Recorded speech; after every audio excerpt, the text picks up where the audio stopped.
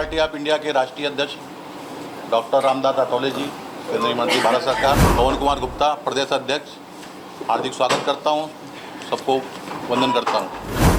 ये मतलब 370 आर्टिकल हटने के बाद, संविधान लागू होने के बाद वहाँ के SC ST OBC को आरक्षण भी मिला है, इसके पहले उन्हें नहीं मिलता था।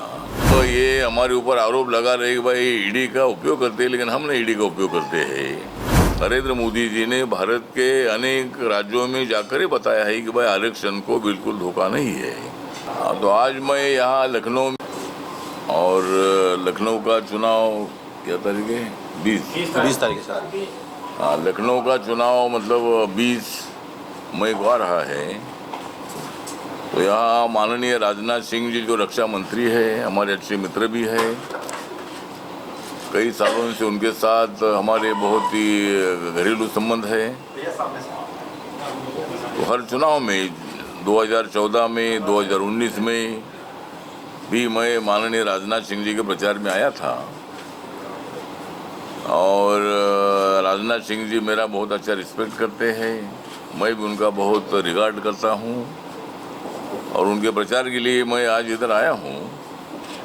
और देश का वातावरण, देश का क्लाइमेट जो है, ये पॉलिटिकल क्लाइमेट एनडीए को मजबूत करने का क्लाइमेट है।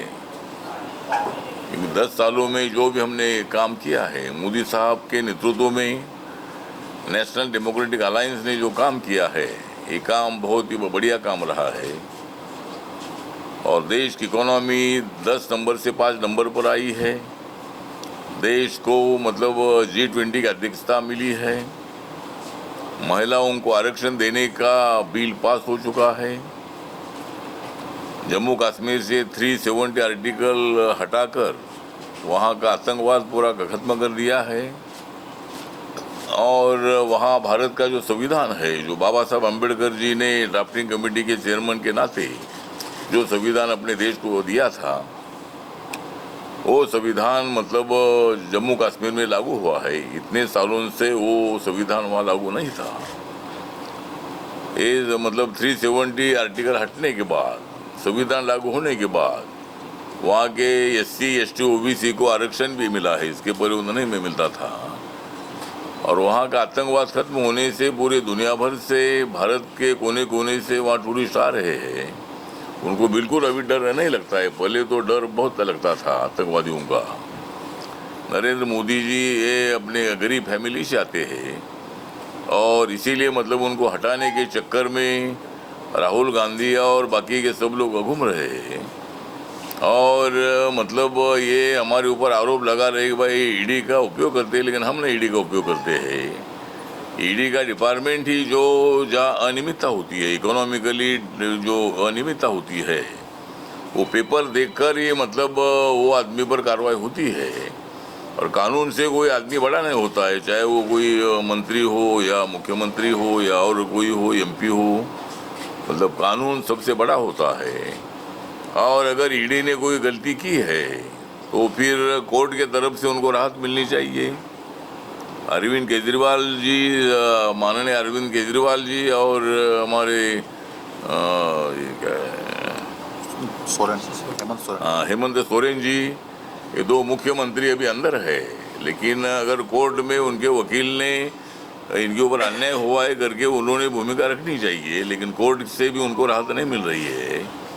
इसका मतलब ईडी ने जो पेपर डॉक्यूमेंट दे दिए है, वो डॉक्यूमेंट है वो स्ट्रांग है, और इसीलिए मतलब उनको वहाँ राहत नहीं मिल पा रही है। तो नरेंद्र मोदी जी ने जो नारा दिया है 400 पार का, तो मतलब गाँव की मतलब रिजर्वेशन मिलने से गाँव की जाग गई है नार। फिर हम क्यों नहीं करेंगे 400 पार? कांग्रेस और इंडिया आघाड़ी की दिख रही है हार, कांग्रेस और इंडिया आघाड़ी की दिख रहे हार, इसलिए गलत तरीके से मोदी जी पर वार कर रहे हैं बार बार। मतलब ये गलत तरीके से इनका चल रहा है कि संविधान बदलेगी, आरक्षण निकालेंगे। नरेंद्र मोदी जी ने भारत के अनेक राज्यों में जाकर ही बताया है कि भाई आरक्षण को बिल्कुल धोखा नहीं है। माननीय अटल बिहारी वाजपेयी जब प्राइम मिनिस्टर थे तब उनकी सरकार एक वोट से हारी थी। मतलब एक वोट वो क्या कीमत होती है ये पूरे दुनिया ने देखा है।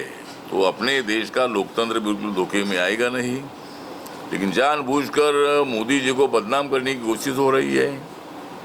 यहाँ लोकतंत्र धोखे में है, आरक्षण निकालेंगे। बार बार मोदी साहब ने और बीजेपी के तमाम नेताओं ने बताया है कि भाई आरक्षण को SC ST OBC का आरक्षण को बिल्कुल धक्का नहीं लगेगा। और हम लोग कोई मुस्लिम कम्युनिटी के विरोध में नहीं है। जो 10% आरक्षण माननीय मोदी सरकार ने दिया है इकोनॉमिक वीकर सेक्शन को, उसमें मुस्लिम समाज को भी उसका आरक्षण का फायदा होता है, क्रिश्चियन कम्युनिटी को भी फायदा होता है, जैन कम्युनिटी को भी फायदा होता है, हिंदू कम्युनिटी को भी फायदा होता है। जनधन योजना जो है, जनधन योजना में 50 करोड़ से ज़्यादा अकाउंट खुले हैं। जो उज्ज्वला योजना है उसमें 10 करोड़ से ज़्यादा लोगों को गैस सिलेंडर मिला है। प्रधानमंत्री आवास योजना का 4 करोड़ लोगों को मकान मिला है। अभी आगे 3 करोड़ लोगों को मकान देने की अनाउंसमेंट हो चुकी है। मुद्रा योजना में अभी 50,000 से 10 लाख तक का लोन मिलता है। अगली बार चुनाव के बाद वो 50,000 से लेकर 20 लाख रुपए का लोन मिलेगा। उसको छोटा मोटा धंधा करने का मौका और भी अच्छा मिलेगा। ये एयरपोर्ट डेवलपमेंट होने से बहुत सारे लोगों को, लाखों लोगों को रोजगार मिला है। रेलवे का डेवलपमेंट बहुत अच्छा हो रहा है। वंदे भारत जैसी ट्रेन शुरू हुई है। मेट्रो ट्रेन हर शहरों में, लखनऊ हो, मुंबई हो, पुणे हो या कलकत्ता हो या कई दिल्ली हो, कई शहरों में मेट्रो भी जा पहुंची है। और अभी बुलेट ट्रेन भी जगह जगह पर शुरू करने का प्लानिंग है। RPI एक ज़माने में यहाँ हमारे 19 MLA चुनकर आए थे। हाथी सिंबल हमारा है, मायावती ने हमारा सिंबल चुरा लिया है। और यहाँ रिपब्लिकन पार्टी का पूरा जनाधार मैक्सिमम आज मायावती के साथ जरूर था, लेकिन अभी माननीय नरेंद्र मोदी जी के नेतृत्व के कारण नरेंद्र मोदी जी ने भारत के संविधान का सम्मान किया है।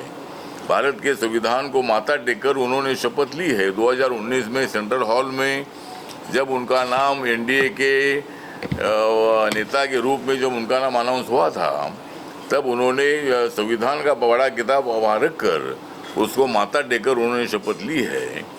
नरेंद्र मोदी जी ने 26 नवंबर का जो दिन है, ये पूरे देश भर में संविधान दिन मनाने का ऐलान किया है और वो पूरे देश भर में मनाया जाता है।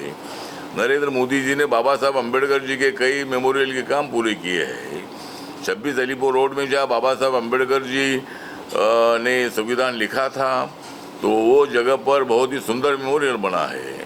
डॉक्टर अम्बेडकर फाउंडेशन का खाली ऑफिस कांग्रेस के ज़माने में था, लेकिन वहाँ कम से कम 300-350 करोड़ रुपए खर्चा करके डॉक्टर अम्बेडकर इंटरनेशनल सेंटर पर बनाया है। तो इसीलिए संविधान बदलने की भाषा करने वालों को हमारा कहना है कि भाई संविधान नरेंद्र मोदी जी कभी बदल नहीं सकते हैं।